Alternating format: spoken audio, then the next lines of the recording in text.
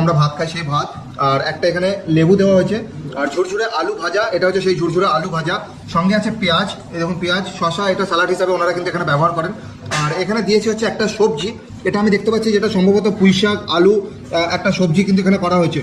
আর এটা হচ্ছে ফুলকপি আলুর একটা ভেজ, এই দেখুন ফুলকপি আলুর একটা তরকারি ভেজ, এখানে এই ফুলকপিগুলো অনেক বড় বড় সাইজের ফুলকপি কিন্তু দিয়েছে। আর সাথে হচ্ছে এই হচ্ছে মুগ ডাল, এইটাই হচ্ছে সেই মুগ ডাল। আর এই হচ্ছে চাটনি, পাঁপড়, সেগুলো তো আছে এই চাটনি, আর এখানে হচ্ছে পাঁপড়, এগুলো তো অলরেডি থাকছেই।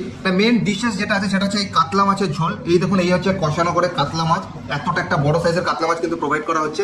আর এটা হচ্ছে সেই গ্রেভিটা, এই কাঁচা লঙ্কা দিয়ে করা হয়েছে কত সুন্দরভাবে, কিন্তু একটুখানি লবণ দিয়ে নিচ্ছি চারিপাশে, লেবুটা একটুখানি চটকে নিচ্ছি, দেখুন লেবু একদম ছিটকে চলে যাচ্ছে একদম দীঘাতে। রস কিন্তু প্রচুর আছে, দেখি মনে হচ্ছে, দেখুন একদম চপচপ করে পড়ছে রস। মুগ ডালটা দিয়ে দিচ্ছি, এই দিয়ে ভালোভাবে এবার একটুখানি মাখিয়ে নিলাম, মাখিয়ে ফ্রাই করা যাক।